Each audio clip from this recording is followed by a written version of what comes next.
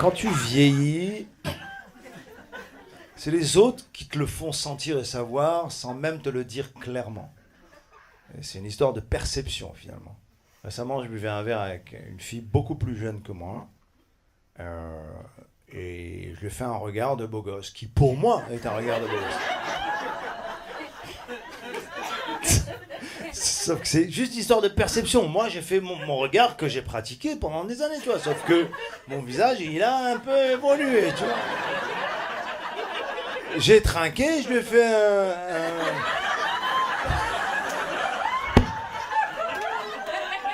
Elle me dit, ah, Louis de Funès.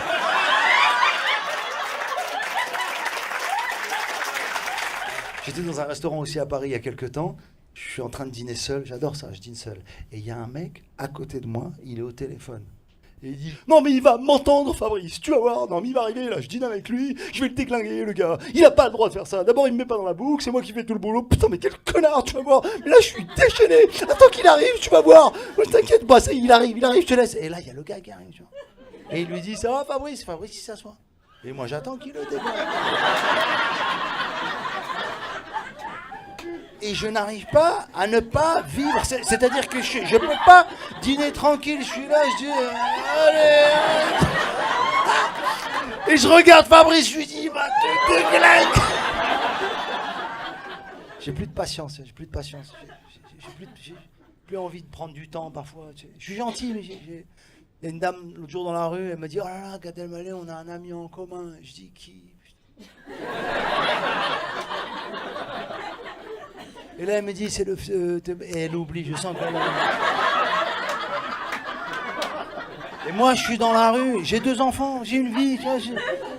Et dans la rue, avec une dame qui dit...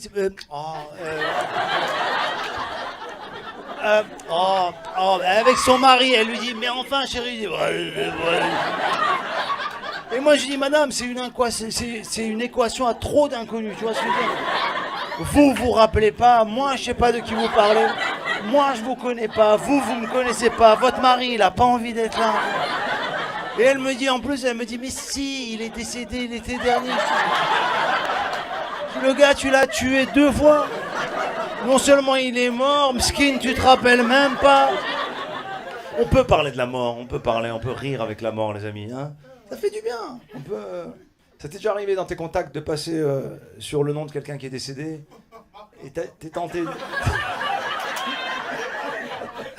Et t'es tenté d'appeler, hein? Et on est fou, on devient des gamins, tu sais, imagine, j'appelle, quoi.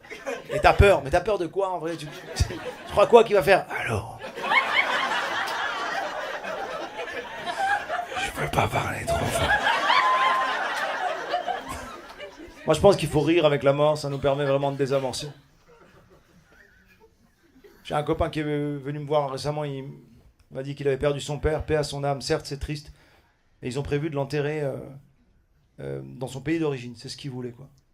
Et en fait, ils ont mis le cercueil dans l'avion et l'avion, il s'est crashé. Voilà. J'ai ri, moi j'ai rigolé. Moi j'ai ri, il m'a dit, pourquoi tu ris? Je dis, je suis un professionnel de la rigolade. Tu me donnes du matériel cadeau, ça c'est un truc.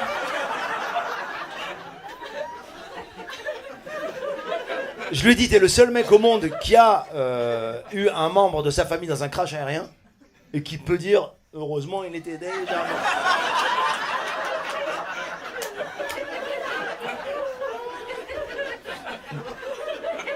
J'ai même poussé avec une phrase folle, putain.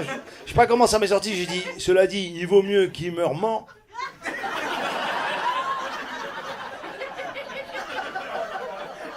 Que vivant, quoi. On m'a proposé une émission là il y a quelques jours. J'aime bien le gars, mais j'avais pas envie de la faire. Tu vois, Kian Kojandi, il a une émission qui s'appelle Hot Ones. Vous voyez ce que c'est? Tu vois, tu manges du piment et c'est de plus en plus piquant. Ouais, et ça pique la bouche et il dit, t'as vu, c'est piquant. Et de plus en plus piquant. Jusqu'à un moment donné, il dit, j'aimerais bien te dire comment ma mère est morte, mais là... c'est un concept, mon tu vois. Et j'ai dit non, j'ai pas envie. J'ai dit, si c'est pour de manger piquant toute la soirée et qu'on me pose des questions reloues, je préfère aller dîner chez ma mère, tu vois. Il va se passer la même chose. Il y a quelques années, j'ai vécu une expérience folle. J'ai voulu faire du stand-up en anglais aux États-Unis. Et je suis parti là-bas, c'était compliqué, tu vois. Et en France, quand on finit un spectacle, dans les théâtres, t'as vu ce qu'on fait? On fait le rappel, tu sais, genre, tu fais semblant que t'es parti, les gens ils font reviens. Et toi... Mais aux États-Unis, il n'y a pas ça. Mais moi, je savais pas. J'ai dit thank you New York City. Je suis rentré en coulisses, je suis ressorti, ils étaient plus là. Ah, j'ai vécu des choses incroyables. J'ai fait un gala, je me rappelle, un jour, je devais passer juste après un magicien très célèbre là-bas. Le mec qui s'appelle David Blaine. S'il y a des gens qui sont fans de magie, c'est le genre de mec qui fait plus des happenings que de la magie. Il s'enterre, il se mord les doigts. Il fait des... Je sais pas, voilà, vas-y, fais ce que tu veux. Et là, en fait, ce mec-là, juste après son numéro, il doit dire « And now, ladies and gentlemen, God help my way !» Tu vois, moi, je dois arriver, tu vois. Et je le regarde en coulisses, le mec, il fait des trucs. Il régurgite des grenouilles. Mais une ambiance, il mange du verre en verre, hein, le croque et tout. Oh my God, tout le monde est fasciné. Oh my God, il mange du verre en verre. Il fait des trucs fous, il se coupe un doigt, il saigne en vrai, ça va loin, tu vois. Et puis, clou du spectacle, à un moment donné, qu'est-ce qu'il fait le gars? Il prend un fil et une aiguille, il secoue. Ouais, j'ai fait il secoue la bouche. Le gars secoue les lèvres. Pas secoue, il se... Pas il secoue. Il secoue la bouche. Tout le monde est là dans la salle. Oh my God, il secoue la bouche. Moi, en coulisses, je pense qu'à une chose. Comment il va faire pour m'annoncer cet enfoiré? J'étais dîner chez des amis il y a quelques jours. Et puis, il y a un mec qui a dit il y a ma femme qui va nous rejoindre. Mais je voulais vous avertir avant, c'est qu'elle a énormément grossi. Moi, ça m'a choqué, quoi. Je me suis dit, pourquoi il nous parle de ça?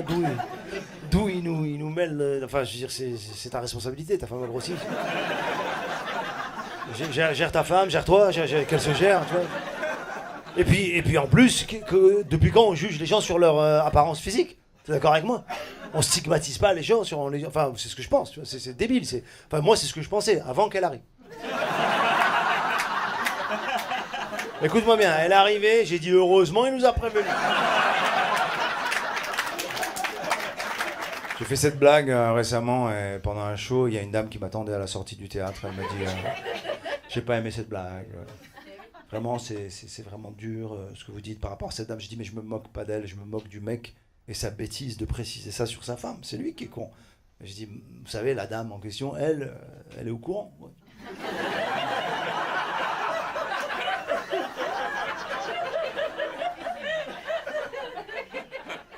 Elle m'a dit oui, mais c'est important de faire attention aux mots qu'on utilise pour décrire les choses et les gens. Et moi, je pense pas, parce que finalement, c'est le fond, c'est pas la forme qui est importante. Et de plus en plus, on va s'attarder à la manière dont on parle des gens, même du handicap, des nationalités, des religions. On a de la précaution, tu vois. Et un mec, le jour, il m'a engueulé. Ouais, on me dit pas aveugle, on dit non-voyant. Je lui dis, frérot, j'ai un copain, il est aveugle. Récemment, il m'a dit, Gad, ils ont changé le mot, mais je vois toujours pas.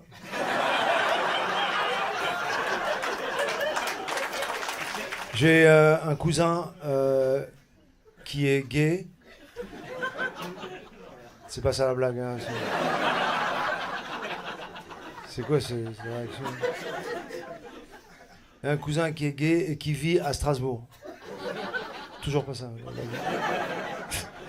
Mon cousin est gay, il vit à Strasbourg. C'est factuel. Mais ces deux informations ne sont pas connectées. Tu peux tout à fait vivre à Strasbourg et pas être de ma famille.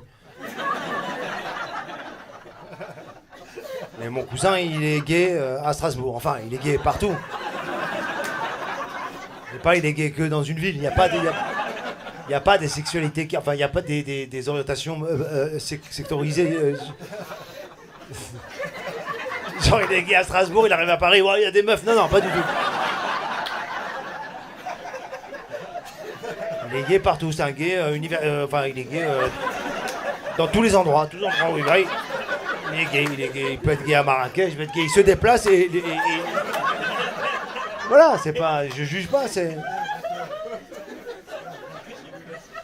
Et il a fait son coming out pendant un dîner familial.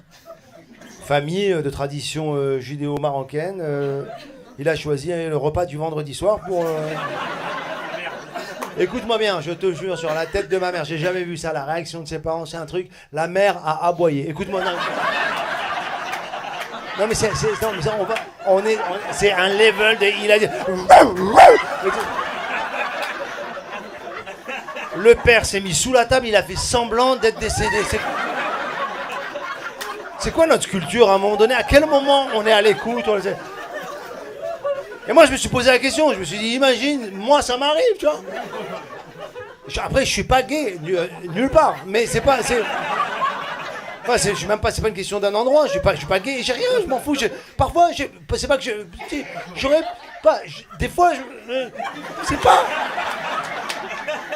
Un jour, je me suis dit, ah, pourquoi pas, mais trop de logistique.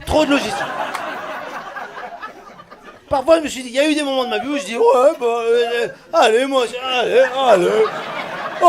va sortir, allez, sors les affaires. Mais trop d'organisation, tu vois. Mais je me suis posé la question, j'ai même poussé le truc. Parce que je voulais savoir, tu vois, mes parents. Je me suis dit, imagine, moi, si j'étais gay, coming out, comment ils vont réagir, quoi. Et j'ai été voir ma mère. Et je lui ai dit. Elle m'a dit, je m'en doute.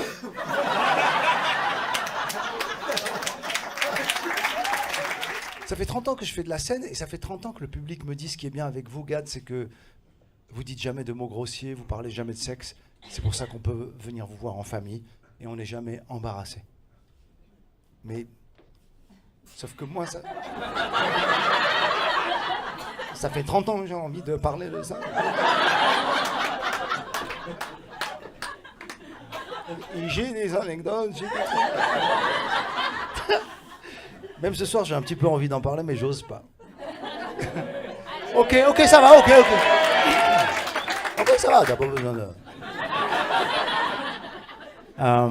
J'avais une ex que j'aimais bien. En fait, moi, comment vous dire? Elle avait une sexualité très... Pardon? Elle avait un grand appétit. Là, wow, là, c'est un peu coquin. Vous l'avez dit de manière un peu... Oh là là, oui. Oui, parce que moi, elle était créative. Tu vois ce que je veux dire? Moi, je suis pas... Comment? Oui, je participe à l'activité, mais... Je suis pas, c'est pas là où je m'exprime et je vais être un peu, je vais pas inventer des choses. Voilà, j'ai une sexualité traditionnelle, un peu, tu vois, non, un peu, tu vois, conservateur, tranquille. Voilà, on est là, on fait, voilà.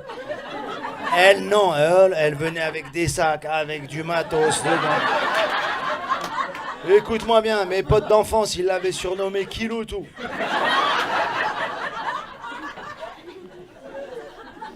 Elle avait un fantasme.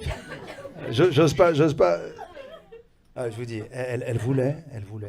Pendant qu'on faisait l'amour, elle voulait que je dise des répliques de mes films. Ça l'excitait. Et moi, à poil, en train de faire l'amour, j'adore les sushis. Merci Marseille.